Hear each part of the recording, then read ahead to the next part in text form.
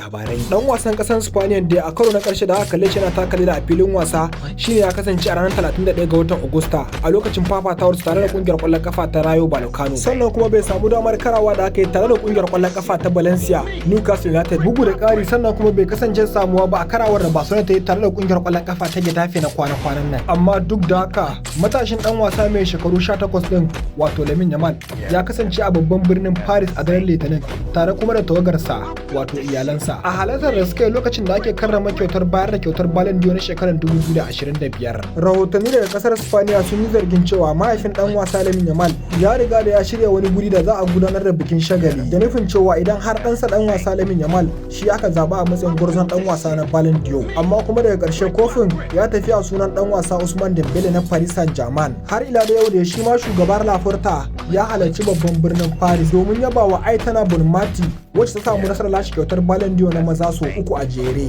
Shugaban da ya ɗauki lokaci mai tsawo yana tattaunawa ga manema labarai kan batutuka da dama. Sannan kuma ɗaya daga cikinsu har ma kuma ya yi magana akan ɗan wasa Lamine Yamal inda ya bayyana cewa magoya bayan su wato magoya bayan Barcelona za su iya ganin ɗan wasa Lamine Yamal a filin wasa a ranar Lahadi wanda zai daidai ga ranar 28 ga watan Satumba. A bayyane kere shugaba Laporta ya bayar koren haske dangane da samun ɗan wasa Lamine Yamal a filin wasa a lokacin da Baka za ta take wasa tare da kungiyar kwallon kafa ta Real Sociedad a gida. A wani furicin shugaba Laporta inda ya ce watakila dan wasa Lamine Yamal zai yi kyau a karawar mu da Real Sociedad, wanda hakan ke nufin ne da alama ya yanke hukuncin cewa dan wasan bare samu damar fafata wasa da zai a daren Alhamis tare da kungiyar kwallon kafa ta Real Oviedo. Har ila da yau magoya bayan Baka suna jira su kalli lokacin da za a sake ganin bayyanar sabon dan wasa Lamine Yamal.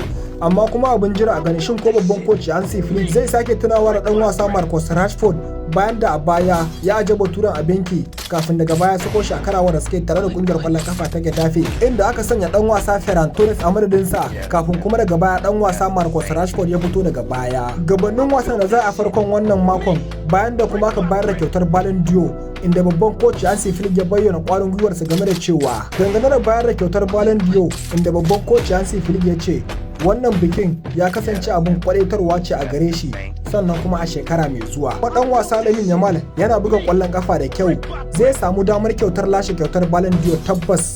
Yamal ya rasa damar lashe kyautar Ballon d'Or a matsakaicin shekaru amma kuma har yanzu akwai saurari na akaba. Dan wasan da ya lashe kyautar Ballon d'Or a matsakaicin shekaru ba kowa bane face dan wasa Ronaldo Nazario na kasar Brazil. Shine yake rike da wannan babban tarihin a halin yanzu. Yana da shekaru 21 da watanni 3 inda ya samu nasarar lashe kyautar Ballon d'Or sa karon farko. Amma kuma har yanzu dan wasa Lamine Yamal ya da kusan shekaru 3 kafin wannan damar ta guje masa. Wataƙila sai an karrama bayar da kyautar Ballon d'Or na shekarar 2026, 27 da kuma 28 sannan kafin dan wasa Lamine Yamal ya kai wannan shekarun dan wasan Ronaldo Nazario. Amma ko da yake har yanzu dai matashin dan wasan ya kasance babban dan wasa wanda ya kafa tarihi. Ya zama dan wasa na farko da ya lashe kyautar Copa Trophy har sau 2 inda ya karba kyautar back to back a matsayin dan wasan da ake karramawa a yan kasar shekaru 21 bayan da ya lashe kyautar a baya a shekarar 2024. Mu dawo dangane da dan wasan